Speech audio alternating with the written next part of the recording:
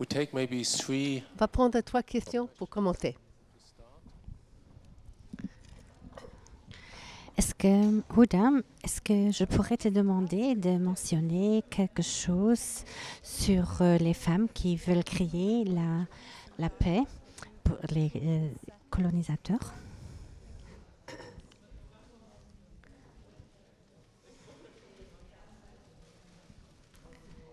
Une question sur la réconciliation. Combien est-ce que c'est difficile pour une personne d'apprendre le hébreu, celui qui parle seulement l'arabe? Can you tell them to slow down?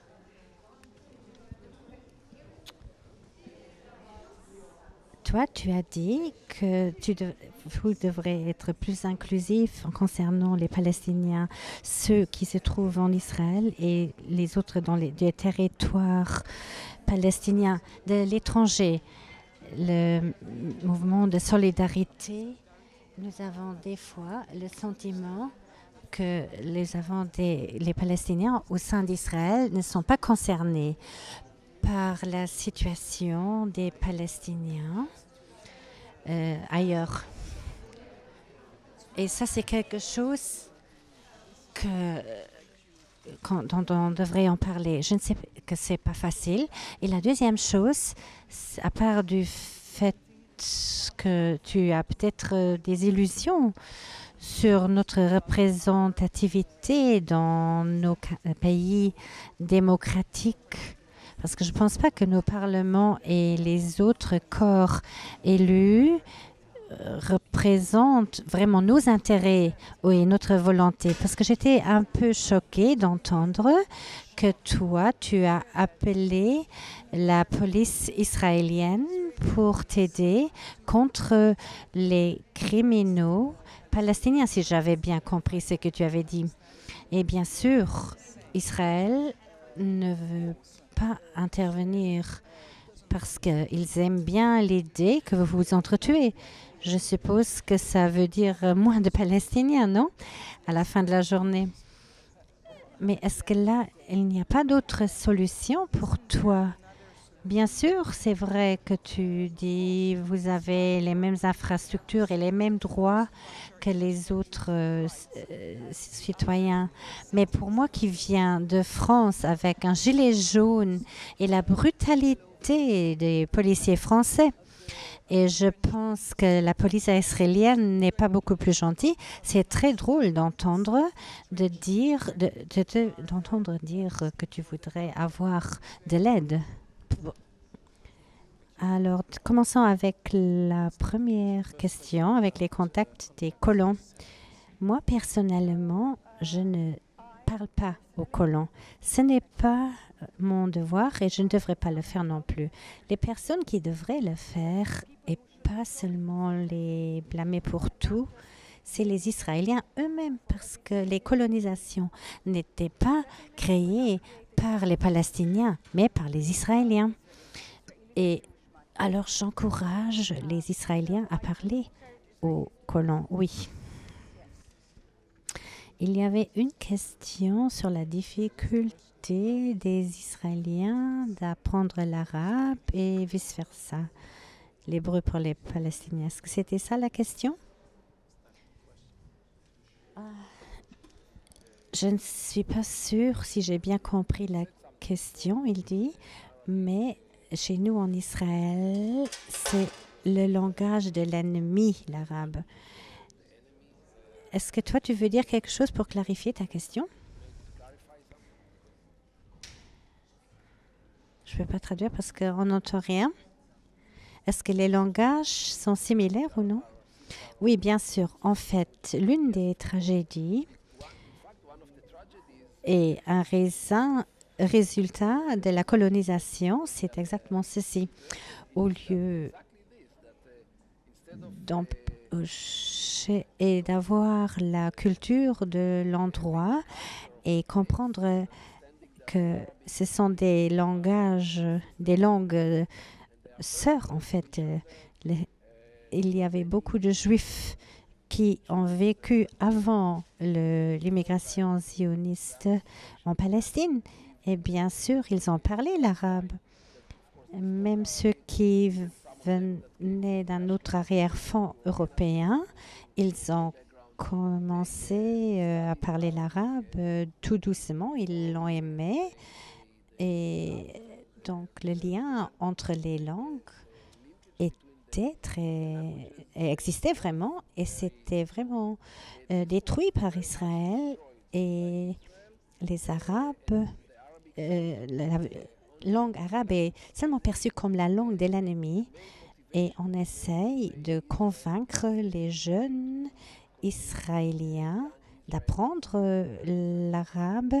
Le but est surtout de pouvoir l'utiliser contre les Arabes finalement, parce que si on connaît la langue, c'est un avantage.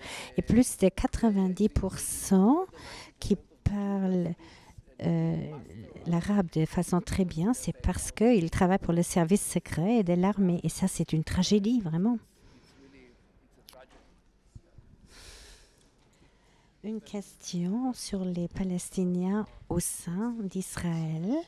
Est-ce que ça vous fait des soucis? Je crois que cette division des Palestiniens, de ceux qui se trouvent à l'intérieur ou à l'extérieur à l'intérieur des frontières, ce sont mes frères et mes sœurs et on veut nous diviser. Et cette même discrimination peut se voir de façon différente, mais à la fin de la journée, c'est la même chose. C'est contre les Palestiniens. Nous, on nous perçoit comme des ennemis et nous sommes attaqués pour ça. Et c'est toujours le souffrant de cette forme d'occupation. Et c'est parce que nous faisons part de ces gens. Nous sommes les mêmes quand même. C'est une jambe et un bras en fait. Et bien sûr que nous sommes, que ça nous concerne et nous sommes vraiment anxieux profondément de tous les développements de ces dernières années. Les gens essayent de vivre leur vie, bien sûr. C'est le droit de tout le monde et également les Palestiniens dans les territoires occupés. On a besoin de nourrir ses enfants à la fin de la journée et personne ne fait des feux dans les rues parce qu'ils ont des familles et ils veulent garder une normalité. Mais dire que ça ne nous concerne pas, c'est vraiment profondément attaché à nous. Il n'y a pas de séparation et nous ne permettons pas cette séparation parce que nous sommes vraiment concernés très profondément. Et pour l'autre part de la question,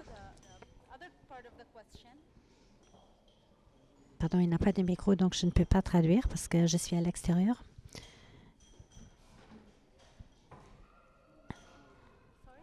Pour les armes, oui, nous n'avons jamais encouragé les armes, elle dit.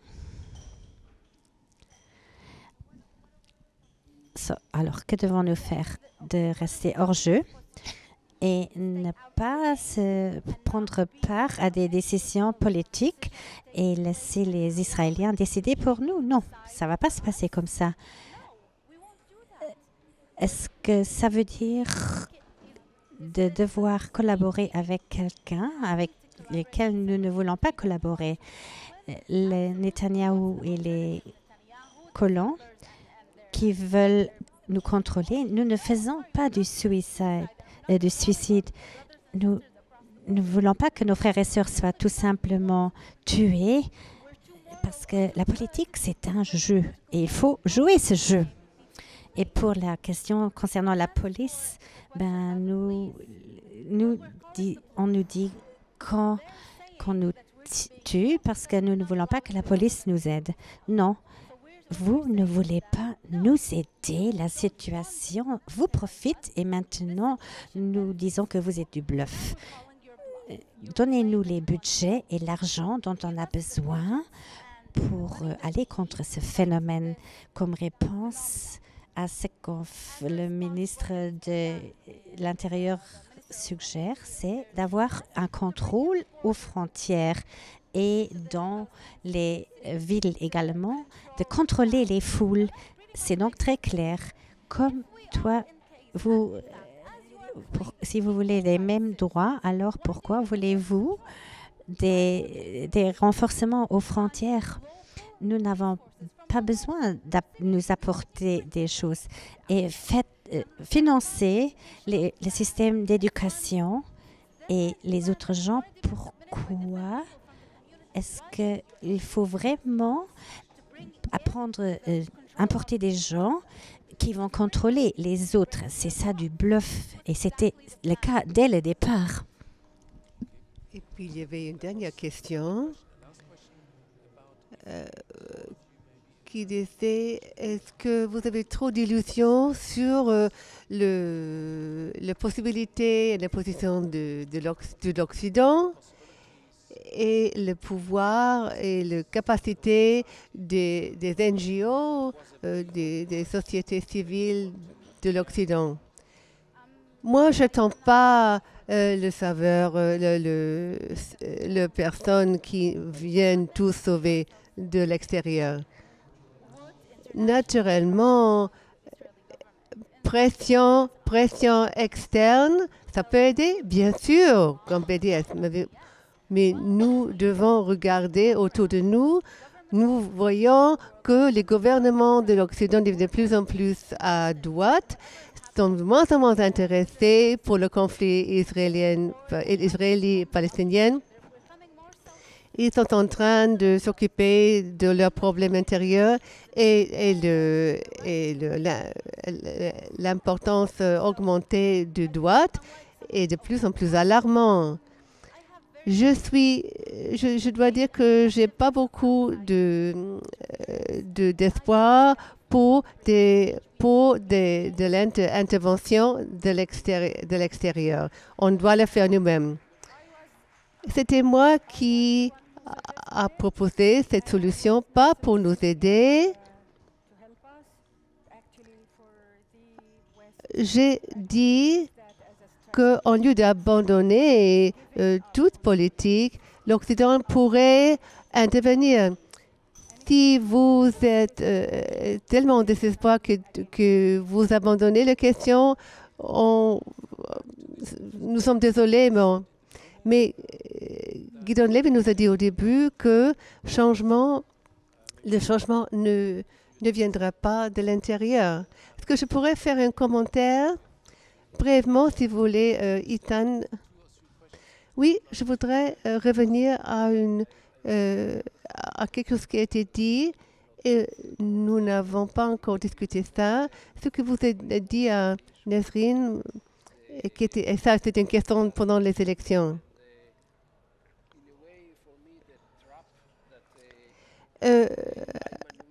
Aymenou se trouvait dans une situation difficile parce qu'il a joué le jeu du Parlement israélien. Évidemment, si tu joues le jeu dedans, il y a des conditions pour cette participation. Et alors, tu dois jouer le jeu par les règles.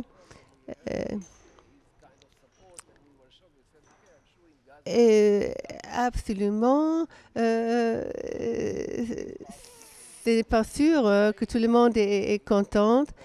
Par exemple, à Gaza, en 2013, j'ai boycotté les élections en Israël.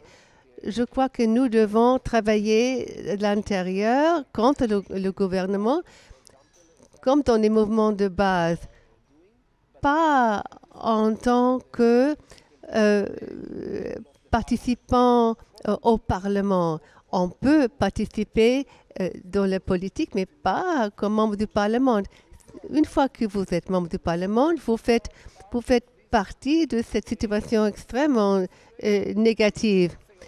Évidemment, tu n'appuies pas Benny Gantz qui a causé tellement de destruction à Gaza, mais au Parlement, tu dois l'appuyer parce que pour éviter un gouvernement Netanyahou. C'est très difficile. Si tu n'appuies pas le politique de Netanyahou, il ne faudrait pas non plus appuyer une partie au Parlement. Martine, Ethan, peut-être vous pourrez mentionner votre livre. Oui, j'ai fait référence au livre et je suis très contente de vous signer une copie du livre. Ok, je ne savais pas, dit Martine.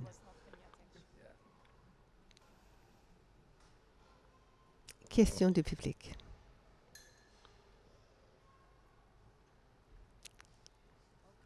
Je suis Wilfa, je viens de Gaza, en Palestine. Je ne veux pas revenir sur ce qui a déjà été dit.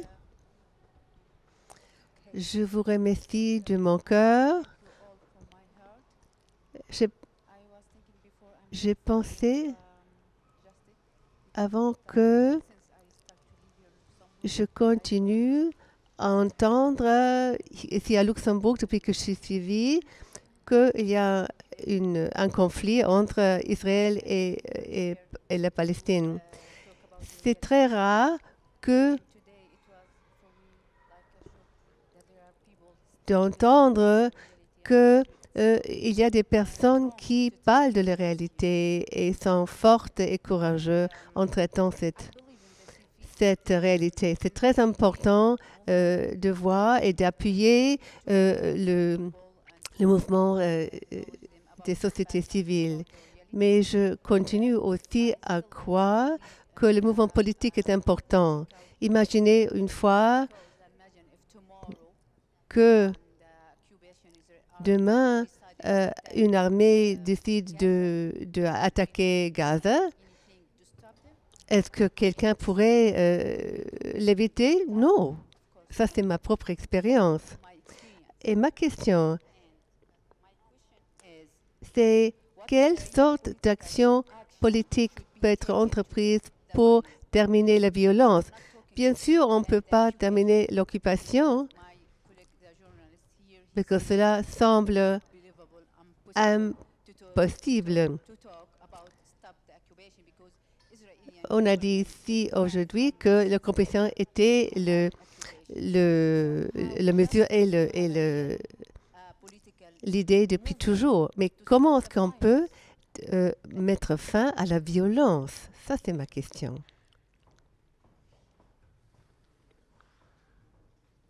Merci pour vos présentations. Malgré vos différences, moi, j'ai le rêve que vous tous devenez partie du soi-disant mainstream, c'est-à-dire le milieu du politique. Certains de vous dites nous faisons tous nous-mêmes, autres diront nous avons besoin de votre aide. Mais je crois que une autre chose encore à faire,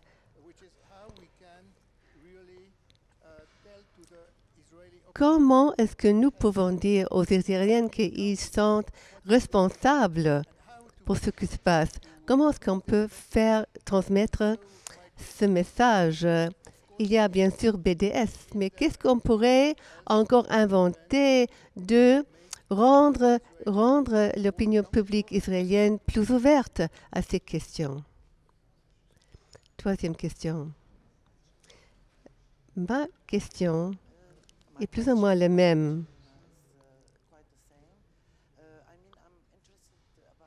C'est clair que les Palestiniennes doivent se battre contre l'occupation. Nous sommes d'accord. Mais l'Israël et le peuple d'Israël, est-ce qu'ils sont conscients du BDS? Il y a 10 ans, j'étais en Israël, Palestine, il n'y avait pas de BDS du tout. Et le mouvement de gauche, les partis de gauche n'existent plus. Le mouvement de gauche, peut-être en plus général. Est-ce qu'ils ont une réaction quelconque? Ils voient les informations, la réputation des représentants d'Israël est en très mauvais état. Qu'est-ce que disent les jeunes gens? Est-ce qu'ils sortent dans les rues pour protester. Par exemple, on ne reçoit pas d'informations sur ces choses d'Israël ici en Europe. Commençons avec la dernière question.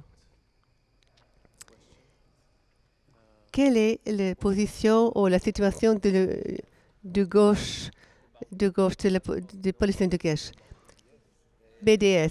Bien sûr que les Israéliens sont concernés et sont informés sur BDS.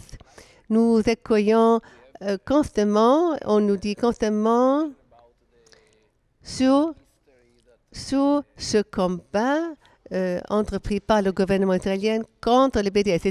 C'est un de nos ennemis. Il y a rien. Iran, c'est un ennemi BDS et ce mouvement est notre ennemi.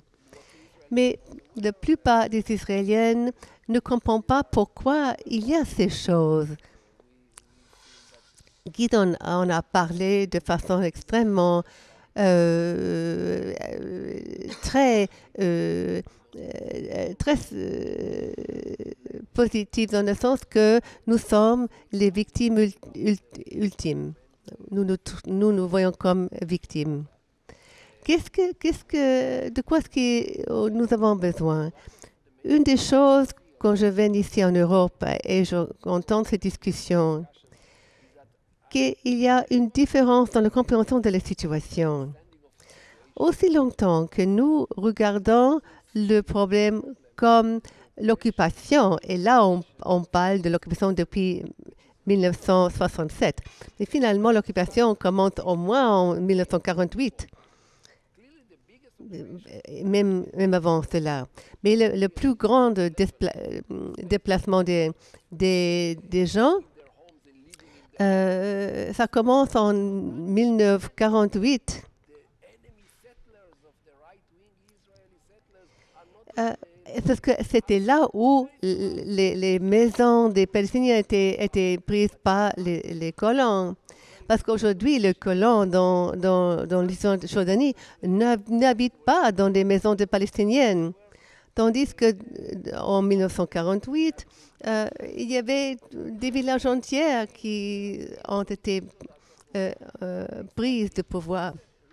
C'est très important de comprendre cette distinction. Parce que si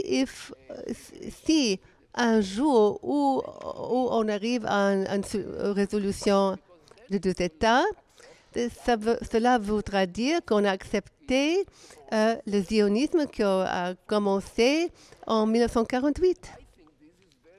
Là, c'est très difficile parce que ça décide que les Palestiniens resteraient des citoyennes de deuxième classe, mais cela aussi voudra dire que les Israéliennes resteront des colons pour tout le futur.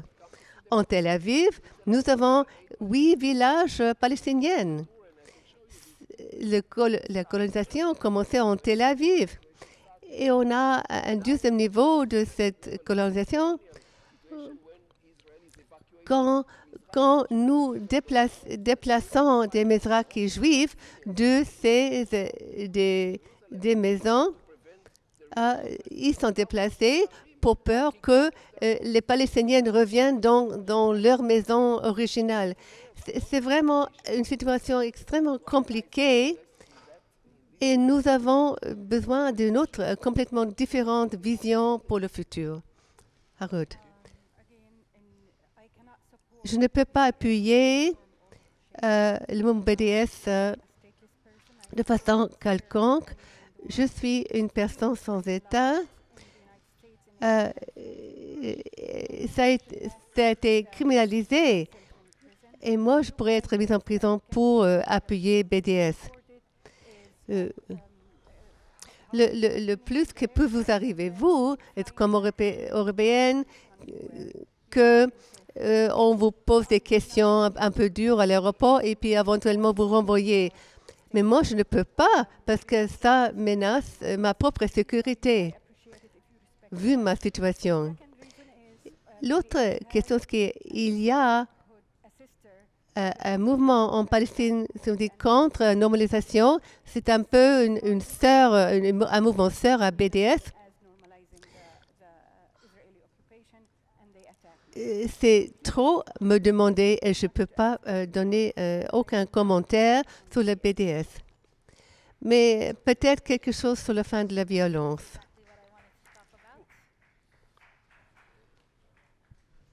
Inaudible aux interprètes. Malheureusement, cette intervention est inaudible aux interprètes.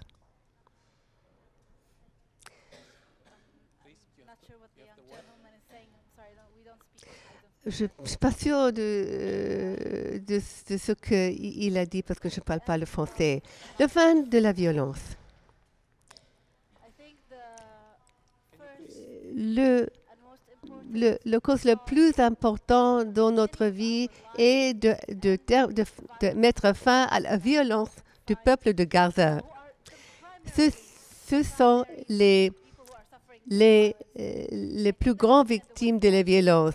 Les populations en Cisjordanie souffrent de beaucoup de façons, mais ce n'est pas la même façon, au même niveau de violence qu'on subit en Gaza. C'est une prison de 2 millions de personnes. Ce que moi je fais pour mettre fin à cette situation, c'est d'agiter pour une prise de conscience que ce serait bien pour les Israéliens de mettre fin à cette violence. Regrettablement, et c'est vraiment regrettable, depuis tant de temps, ce n'est pas seulement immoral, c'est aussi inhumain. Alors, si ça ne fait bouger ces gens, il faut leur faire comprendre pourquoi l'occupation est mauvaise pour eux. C'est leur ennemi. C'est un processus très lent, très difficile. Ça prendra du temps, mais ceci est la seule chose qui pourrait peut-être fonctionner. Une fois que ce serait dans leur propre intérêt de mettre fin à l'occupation, on pourrait alors revenir avec des questions d'immoralité. Mais pour le moment, la plus grande majorité de la population juive d'Israël ne voit pas cette réalité. Ce ne sont pas des mauvais gens. Ils n'étaient pas nés à faire mal aux autres. Ils ne savent pas. Ils ne sont pas conscients de la réalité. Ou ils sont trop loin de la situation. Ou ils doivent se cacher cette situation pour pouvoir se supporter eux-mêmes. Une fois qu'ils sont capables de regarder en face cette situation, là, on peut discuter une fin à la violence. Merci beaucoup, vraiment, honnêtement, d'avoir été présent ici au Luxembourg pour avoir partagé vos analyses.